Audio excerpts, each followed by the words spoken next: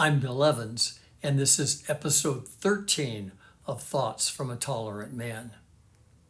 Have you ever had a moment when you suddenly realize you're no longer the young person in the story?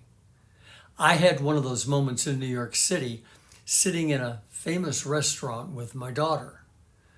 But the story really began many years earlier when my mother took me to see a movie called Anti-Mame.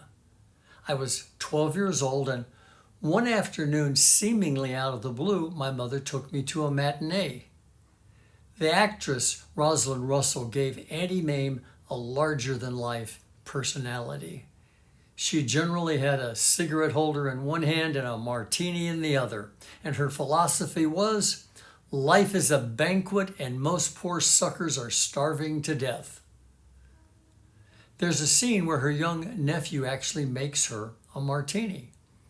When I got home, my mother asked me if I wanted to make her one, and she proceeded to teach me how. Looking back, I wasn't really learning how to make a drink. I was getting a glimpse into the adult world.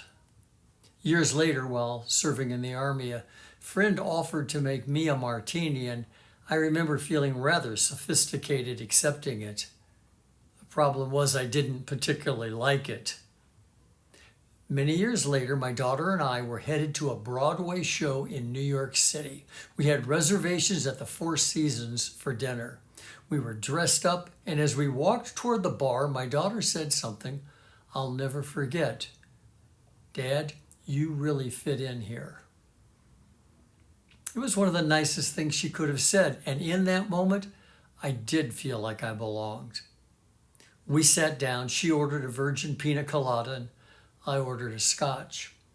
I laid a $20 bill on the bar. After all, how expensive could 2 drinks be? As it turned out, considerably more expensive than $20.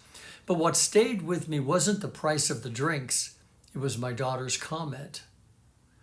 Somewhere between the little boy watching Anti-Mame and the man sitting in the Four Seasons with his daughter, the years had quietly passed. I had become one of the adults I used to watch from a distance, and somehow it had happened without me noticing. One of the things about life is that it happens gradually enough that we rarely notice the changes. We spend years thinking of ourselves as the young person in the room, and then one day a son, a daughter, a student, or a friend says something that makes us realize we've moved across an invisible line. We're no longer watching. We're part of it. And that's really not such a bad thing. After all, life is a banquet. And that's a thought from a tolerant man.